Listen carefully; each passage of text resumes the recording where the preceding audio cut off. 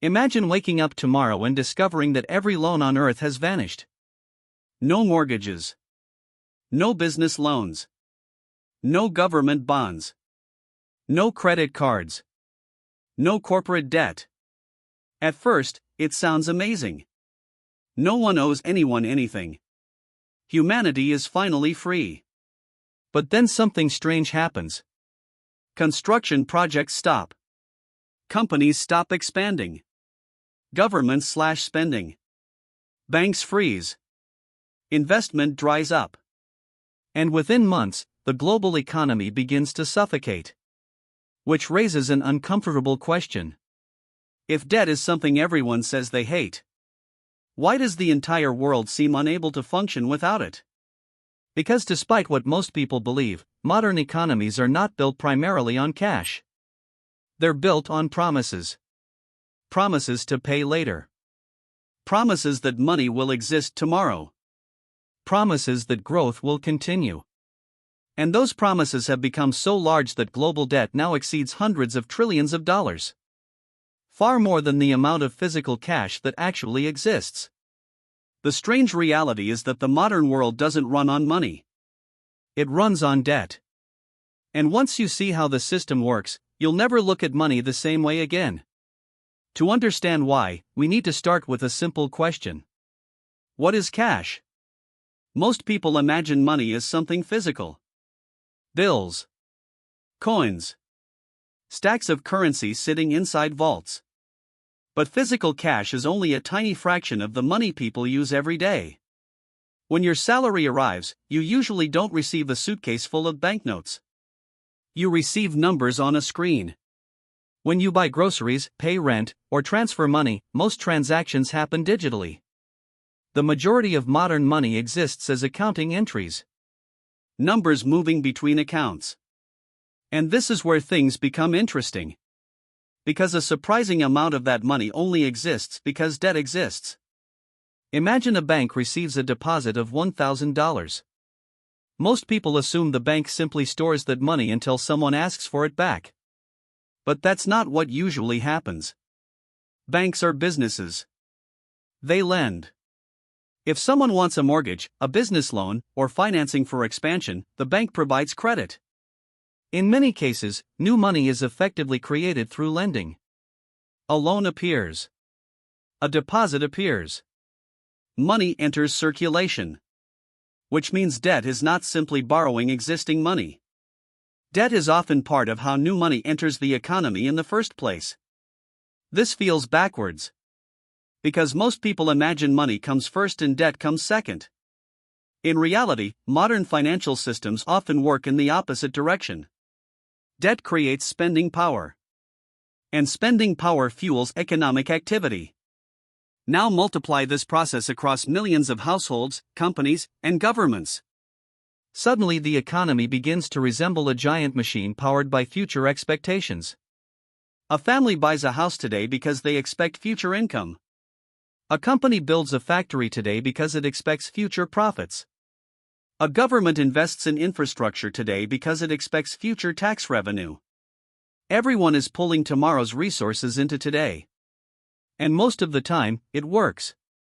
A business borrows money. The business grows. Workers get hired. Products get sold. Taxes are collected. The loan gets repaid. Everyone wins. Debt acts like a bridge connecting the present to the future. Without that bridge, economic activity becomes much slower. Imagine if every family had to save the entire cost of a house before buying one. Many people would spend decades waiting. Imagine if every company had to accumulate all expansion funds before opening a new factory. Growth would crawl. Imagine if governments could only spend money already collected through taxes. Large projects might take generations. Debt speeds everything up. And that's exactly why societies became dependent on it. But dependence creates another problem. Once growth relies on debt, reducing debt becomes painful. Very painful. Think about a bicycle. As long as it's moving forward, it stays balanced. Slow down too much and things become unstable. Modern economies often behave the same way. Businesses expect customers. Investors expect returns. Governments expect revenue. Banks expect repayments. All of those expectations assume continued economic activity. And continued economic activity often requires continued borrowing. This creates one of the strangest loops in finance. Debt helps create growth. Growth helps support debt. Debt helps create more growth. Then even more debt appears. Round and round it goes.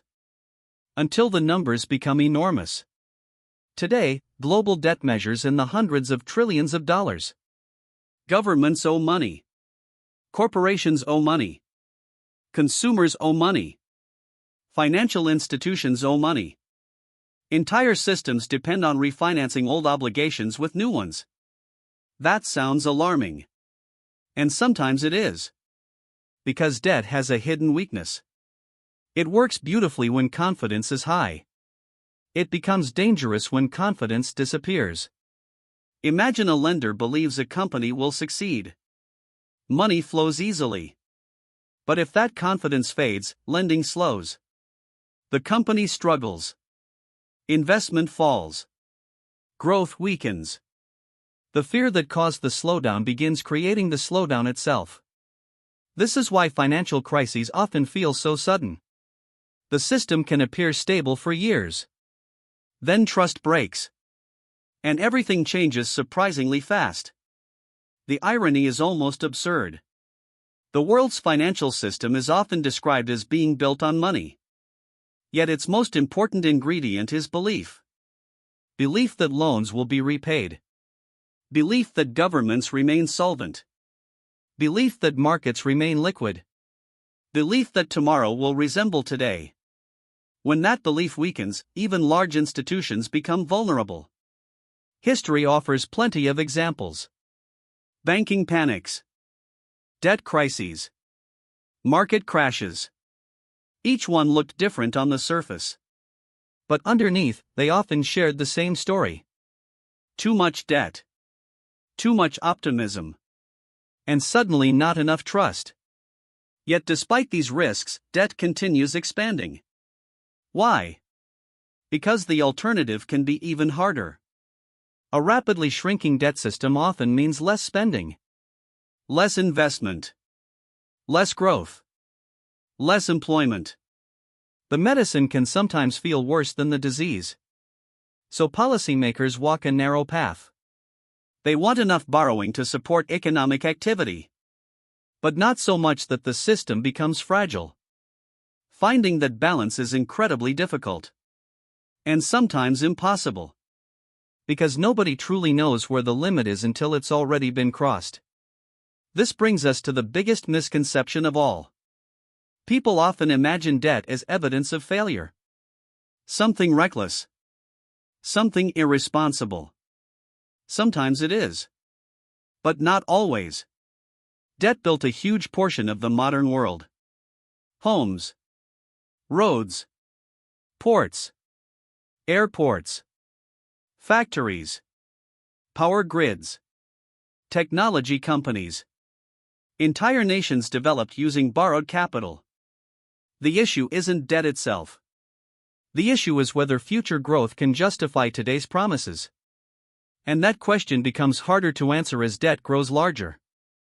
Because eventually every system encounters a simple mathematical reality. Future income cannot grow forever at unlimited speed. Resources are finite. Populations change. Productivity rises and falls. Economic conditions shift. Yet debt constantly points toward the future and asks for more. More growth. More income. More confidence. More time. Which leaves us with a fascinating contradiction. Debt is one of humanity's most powerful economic tools. Without it, modern civilization would look dramatically different. But the same tool that accelerates growth can also magnify instability. The same promises that build prosperity can create vulnerability. And the entire structure depends on something surprisingly fragile. Trust. Because when you strip away the complexity, the spreadsheets, the contracts, and the trillions of dollars moving through global markets every day, the system ultimately rests on a simple assumption: that tomorrow will be able to pay for what today has already spent. The question is not whether debt is good or bad. The question is how long that assumption can continue holding true. And what happens the day the future can no longer keep up with the promises made in its name.